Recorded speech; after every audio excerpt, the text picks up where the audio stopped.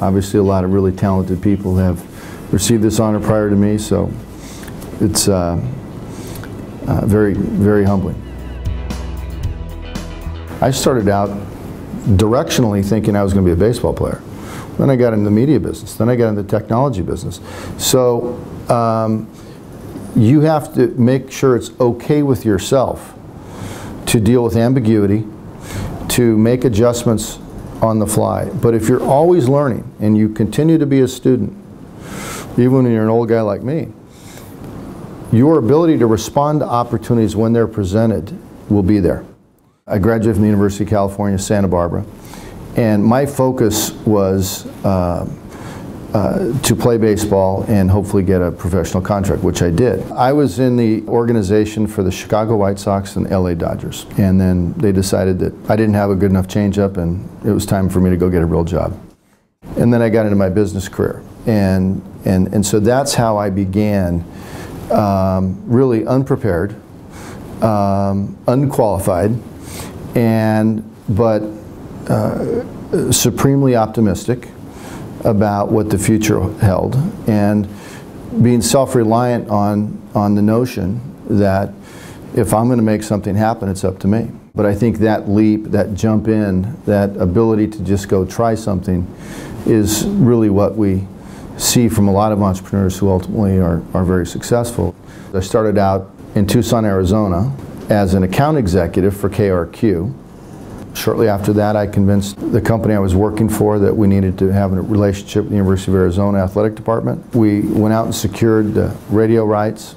Our timing was great because the basketball team was 4-24. The football team was in the process of winning, I think, 10 straight against ASU, which is always good. And then the next year, Lute Olson came, and so our stations, our people had a chance to grow as that program grew with the University of Arizona. Our company was acquired by Nationwide. Nationwide bought a station in Seattle. I moved there. We had great success. I then came back to Tucson as the general manager, and I hired two guys by the name of Tim and Willie. We took the ratings on the FM station to highest ratings in the country for a station of that format. Probably the most significant developmental experience that I had was being in Tucson, working for a company that allowed you to believe that anything was possible, having friends that believed anything was possible, and we leveraged that into opportunities that we used elsewhere and had great success with. I've got nothing but fond memories of those days. Nationwide then bought a station in Houston. They asked me to go down and run that. There's now, I'm told, about 350 stations around the country that are using that same format that we started with down there. That was a huge success, really the first time that I really understood the big numbers associated with media and creating value. We bought the station for 30. When we sold it, it was probably worth about $180 million. So the things that we did, the team of people that we put together, created $150 million in value. I went on to Atlanta, worked for a company owned by the Disney family for a few years, helped turn around a station there, and then they asked me to go to New York. So I ran a radio station in New York called Z100, which is the largest top 40 station in the world. We had great success. We had to do a lot of different things with the radio station, and ultimately the company sold. At that time, I went back to Nationwide. I was now running the radio company in Columbus, Ohio. And then about 3 years later, we sold Nationwide, and I moved to Phoenix. I was lucky because I was given the opportunity to be in a small entrepreneurial environment at the outset, and then got to move, very quickly into a very, very traditional company who invested heavily in the development of their talent. So I had the benefit of getting that classic training in a business environment, and you can apply that to entrepreneurial endeavors, and it really gives you the best of both worlds. I formed a company called the Radio Marketing Group in partnership with an advertising agency in Richmond, Virginia.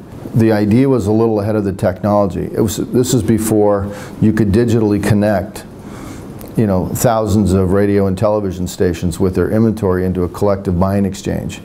This was all done manually, so it was a very, very clunky exercise. Now there are a number of companies that are doing that quite successfully.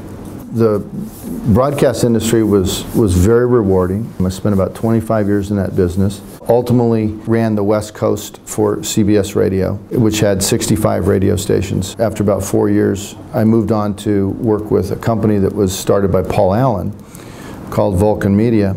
And Vulcan was acquiring a number of different assets, including the Sporting News. Sporting News was the oldest continuously published sports weekly since 1886. And he had acquired a radio network and he had acquired a digital business, and he was putting them all together. So the opportunity to work with the guy that wrote the code for Windows, pretty good opportunity. We operated that business for about 3 years and sold that business to a division of Condé Nast. They asked me to stick around. I did. Ultimately, the radio network was not a core asset, and so I acquired the Sporting News radio network from them, operated that for a few years, and then I sold it to a company in Houston. I took about 5 minutes off and said, okay, what's next? A good friend of mine had made an investment in a business that had acquired a digital content delivery system. We re-engineered, kind of reimagined the company. It was a hardware-based business. We focused it on software. We are now in the process of selling that business. Along the way, we formed a technology partnership with Panasonic. We're now in the process of negotiating a term sheet with Panasonic to partner on building a digital out-of-home network. And we've also invested in a software company that is an enterprise platform that links manufacturers and small business owners in the food service industry. Both are really interesting technology plays that are addressing specific problems in the industry. And I think that's something that's very important for the entrepreneur students to be thinking about, is that what problem, it's great you can start a business, but what problem are you solving that needs to be solved? For me, this never gets old. Building new relationships, helping people, creating teams of people that can do things that they thought were never possible as individuals is a very, very powerful thing to do. I think one of the things I would say to the students is the relationships that you build on campus, going through this experience in Tucson, can have dramatic impact on the rest of your life. I think that's one of the great things about the McGuire Center, is you can think about what's the context of these relationships, what I'm learning, and what I'm going to be doing down the road. Professional educators are held in very high esteem in my world, because those that teach and share information and develop others is the cornerstone, in my view, of all business and entrepreneurial success. Without the teaching process, you can't grow the next generation of talent. I had great exposure throughout my early years to educators and coaches, and these are the people that really shaped how I thought and how I looked at the world, which ironically is one of the reasons why I'm involved with the McGuire Center and other educational institutions helping guide and train young people. I just want to do what others did for me. I have great appreciation for the time and effort people put into my development. I simply want to make my contribution in the same way. What's exciting to think about in terms of an outcome is to kind of watch how all this work pays forward.